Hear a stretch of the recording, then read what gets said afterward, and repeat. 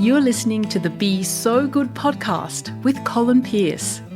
Colin says you are 10 times better than you think. So why not be so good that they simply can't ignore you? Here's your host, Colin Pearce. Jerry Crockford is fast becoming one of the more popular interviewees I have on the Colin Pearce podcast because he's open, fresh and friendly, and he's always funny.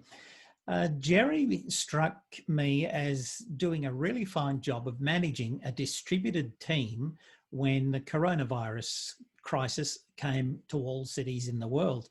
And Jerry has a small team. I thought his experience would help those who also have a small team, just to let them know that they're doing fine and take up some tips from what he's done. He'll tell you he's not an expert in this, but his experience makes him an expert at his own experience, if you understand. So here's Jerry Crockford from Crockford Carlisle in Brisbane talking about how he and Sandy, his wife and business partner, distributed their team and how they do it on a daily basis. Jerry, glad to have you with us again. So here you go. Jerry Crockford. All right. Yeah, it's interesting because we've been talking about marketing on these podcasts, but what's come up in our conversations has also been keeping the wheels turning and having a team working all over the place. And so, as you said, there might be some insights in what we've ended up doing with our team. But one thing I'm getting loud and clear from talking to other business owners is the jury's out on which way to go with this. I think there's been an embrace. There has been a necessary embrace of work from home. But I think I fell into the trap, and I'm talking to others, I think, of the same thing, of not realizing that it's not quite as easy as just saying, there's your laptop, there's a modem, go home, I'll mate. So from managing the team and keeping things working, there's been a bit more thought and a few things lessons we've learned, Sandy and I, and are continuing to learn. Well, start from the beginning. Start from the beginning, from the day you said, I've got to do something. Yeah. Okay. Well, the first thing was we have very robust, I'm going to say I thought. Back then, if you'd asked me, I would say we have very robust systems of managing our projects. We have a lot of complex projects and a lot of people involved. There's right from data and analyst to coders, design, managing the studio, copywriters, technicians. There's a whole lot of people and they're involved with each client, and we have processes for managing workflows and so forth. And we thought that was pretty robust. What we discovered, though, is it's one thing to be talking in a boardroom about a client's job up on the whiteboard, up on the data projector, and it's an entirely different thing to be working over Zoom. And we've had to really upgrade the communication level. So a couple of things on that. On the other thing I learned is we also had a central server, which all our documents were stored on. Everyone has access to that when in the office. It's ripping fast. If I open up a document, just connects to the server and I go, and it came with a web interface. And I said, well, this has got a web interface. We can all just access this from home, which was true, except on the very first day. And remember, I'm dealing with my team they're very smart people. They are all digital savvy. This is their world and are very careful people. But we discovered, despite our very, very best efforts by day 2, we'd all experienced downloading a document to work on and had 2 people working on the same document without realizing, and one person overwriting the other's work and ending up with versions of documents and all that, which we'd never had before, because in the office, everyone just accessed the server. So that was the first thing we had to switch over, and we decided to use the G Suite. We went to Google Docs and so forth. That was interesting. It took that itself, it was grinding away for nearly 10 days of getting terabytes and terabytes and terabytes of information from the office server up into the cloud, and it's still not all done. We ended up having to archive some of it. So that was one thing, is shifting across to be able to, access content. But the biggie for us, and there's lots of theories, I called it remote working at first, and I've realized language, because with my copywriting background, language is powerful, and remote working automatically sets people up for a feeling of being cut off, lonely, and so forth. So we've adopted the term which you used earlier, which is a distributed team. We have a team of distributed people. It's really amazing. It's so frustrating, isn't it, with this pandemic? All the governments are talking about lockdown. I mean, hands up those who think lockdown is something that they really want to participate in. Let's all lock down. Why don't we call it shelter in place or shelter at home or something like that? Yeah. I've got to say, my brother-in-law works for a large international accounting firm. There are only three, so you can guess maybe which one it is. But they said to everybody, go home and be locked down or be remote or whatever they decided to say. But the interesting thing was after about 5 weeks, they took a worldwide survey saying, all right, we better gear up for this. Who wants to come back to work? Or who'd prefer to stay home? And 90% of the people said, we like it here under our bunny rug and our warm jammies, working all day. We don't want to come back. So that big company has thrown out all its coffee machines and taken out its big fruit and bicky deliveries, and they're letting people be distributed happily and encourage them to be as happy as they feel it's a legitimate feeling, not locked down, but safe at home. Correct. Yep. So it's good. I mean, language, just like airlines, they go to great lengths to having people get over the fear of flying, and yet every flight they'll say arm doors and cross check. What? I mean, seriously. And final approach. Yeah, that's right. Yeah. Good night, Irene. Anyway, back to it. So we've moved in our language and our thinking to a distributed team. Now, the other thing that we decided to do, and all businesses are taking this differently, is I'm an old grey guy, and we've looked at this a long time about letting people work remotely, work from home, distributed team. You really have to trust your people. And we do. There's some old geezers my age who'll say, well, if they're not sitting at a desk and I can't see them what they're doing, I don't know what they're doing. So I don't think they're going to be doing anything. Well, if that's what's going on in their heads, and you've got a crap culture, right? You need to have a culture there where people embrace being on part of the team. They know that what they're doing is valued. It should be. I greatly value the work that my team do. And so they'll get on with it. You can have a room full of people where you can keep an eye on them, and they could all be not working. It doesn't make any difference. So they might as well be. They could be playing on their playing patience, fiddling around, sending emails to their girlfriends, boyfriends, whatever. And it's a bit of a thing. I was at a barbecue the other day with just a few people because it's Adelaide. A chap was saying he's a bit worried that the other guys in his team aren't doing as much as he is, because they seem to be not answering their phone, talking about playing golf and going off for tennis lessons. And he says, I just wonder if they're pulling their weight. I am, but I wonder if they are.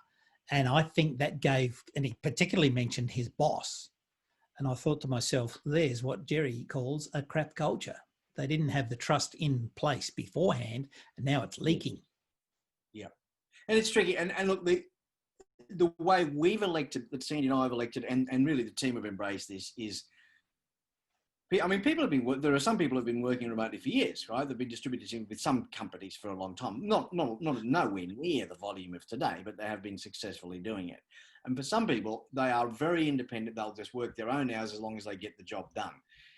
In our situation, there is so much collaboration with everything that we do. We have to be available. So what we are doing, and the feedback from our team is that they really like this, is that we still have a routine. 9 o'clock every morning, we have a whip, right? Work in progress.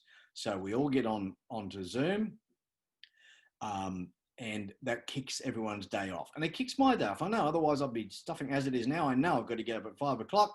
And 40 minutes to walk the dog, an hour around the bay on my push bike, to get some exercise, get home, get showered, have breakfast, and be ready for my 9 o'clock whip with the team. And I like that routine. Well, so good on you. But a lot of people are just saying, oh, no, leave me alone. I will do my work. I'll sleep in till 11 because I'm not a morning person, and I'll get it all done by 7 o'clock at night. So buzz off. You didn't allow that, or your team said we weren't going to play that way? Well, it wouldn't work for us because the number of times the copywriter needs to consult with the designer about the layout of this page. Just before this conversation with you, I was on with our designer and our coder because we wanted to do something tricky with the page. And the designer and I did. And I said, well, is this going to work? We'll have to talk to Don and see if we can actually do this. Now, if Don was working all weird hours, that would have been the end of it. Well, when's he going to be available, right? So, but we know we're all working 9 to 5. But the other thing, and that Sandy and I have insisted on, and it's been harder to police now, people are a distributed team. We never have wanted people answering emails and phone calls. I think in 26 years having the business, if I've rung a team member about anything after hours, probably more than 5 or 6 times, I think I'd be very surprised. So we are great believers that people should walk out the door at 5 o'clock and go to their family and not be strapped. So I do try to keep an eye on that. I did, I said to one of them the other day, hey, I noticed you opened an email the other night at 6:15. What's going on there? Why aren't you? And she's, oh, no, it's all right. It wasn't working. It's okay. But that's our attitude. We don't want people to be worked to death. We want people to give the best they can in the time that they're working, and then that's time off. So the next thing is what we've also realised. Even those WIP meetings were becoming cumbersome because we're looking at all the jobs. So we've now divided them up so that the relevant people get, like, if we try and divide, we plan the WIP a little bit. So if 5 people have got 6 things on the WIP and 5 people have got 20 things on the WIP, let's do the 6 people, the ones with the 6 first, that get them done and they can get back to work, and then the others will continue. So otherwise meetings can drag on too long. Then the other thing we've now learned is, and this is something that came up with from one of our team, they said, you're going to have to brief us like we are 5-year-olds. Now, I didn't say that. The designer said that. Because what we've realized is it's one thing standing in a room with a whiteboard pen to say, right, we're going to do this. People get it and ask questions, off they go. I cannot believe, it's really strange how many times on Zoom you think we've briefed each other on what needs to be done, and then you discover the day later the person's gone off in a different direction. They didn't get the brief.